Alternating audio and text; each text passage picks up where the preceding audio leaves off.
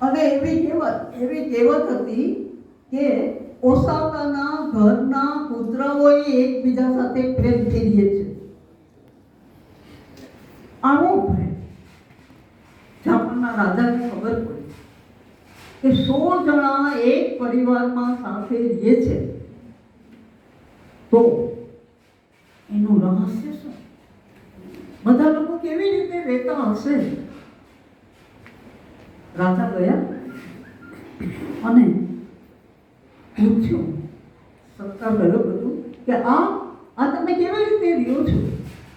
ઓસાકાએ પોતાના પૌત્ર પાસે કાગળ મંગાવ્યા, 100 ચિઠ્ઠી કરી. રાજાને એમ કે 100 કાગળ લખશે કે અમે કેવી રીતે સાથે રહીએ છીએ.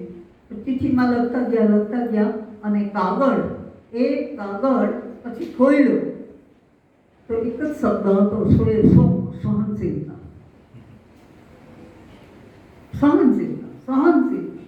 એકબીજાને સહન કરવાના હોય અને પ્રેમથી, તો પરિવાર છે એ પરિવાર ટકે છે. પણ આજે ત્યાગ, સેવા અને સહનશીલતા, આ 3 વસ્તુ યંગ પેઢીમાંથી અદૃશ્ય થઈ છે. કારણ કે એ લોકોને દાદા દાદી છે એ દાદા દાદીના સંસ્કાર મળ્યા નથી.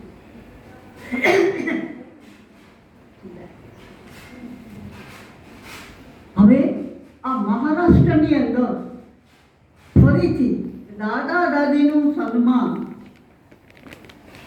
કારણ કે બંને જણા નોકરી કરતા હોય, આયાને નોકર રાખવાનું પોસાય નહીં, એટલે મજબૂરીથી પણ દાદા દાદીને સાથે રાખવા પડે છે. એટલે ફરીથી ભારતીય સંસ્કૃતિનો પાયો સંયુક્ત કુટુંબ છે. તો સંયુક્ત કુટુંબ છે એનો ઉદય પાછો ધીરે ધીરે થઈ રહ્યો છે. પણ ઘણી વાર એવું હોય છે, અમારે ત્યાં પોરબંદરમાં એવો દાખલો બન્યો કે અમારા એક નિવૃત્ત શિક્ષક બહુ જ સારા હતા અને એમનો દીકરો ભાવનગર રહેતો હતો. એમના 2 પૌત્રો એ ભણતા હતા, એટલે માતા પિતાને લઈ ગયા. પૌત્રો ભણી રહ્યા એ પછી માતા પિતાને કાઢી દીધા. આટલી સ્વાર્થ પરાયણ. અને પછી શું થાય છે? આપણે જે શરૂઆતમાં જોયું, જે આપ્યું છે એ મળે છે. જે આપ્યું એ મળે.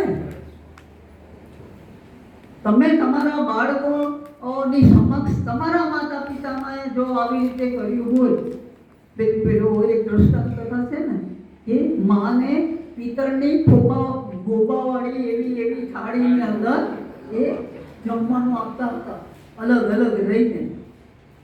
અને માં ગુજરી ગયા પછી એ થાળી ભંગારમાં દેવાની હતી ત્યારે નાનકડો દીકરો બોલી ઉઠ્યો. શું બોલ્યો? કે પપ્પા, આ થાળી દેવાય નહીં, કારણ કે તમે મોટા થશો ત્યારે તમને આ થાળીમાં જમવાનું.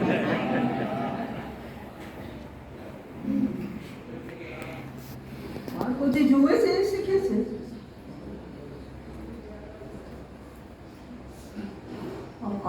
પરિવારની અંદર આ પણ એક સાચી જ ઘટના છે કે નાનકડો દીકરો 2-3 વર્ષનો થયો, દાદીને એટલો ચાહે અને આધુનિક મોડર્ન પત્ની એ કહે છે કે દાદીના સંસ્કારથી મારું બાળક બગડી જશે.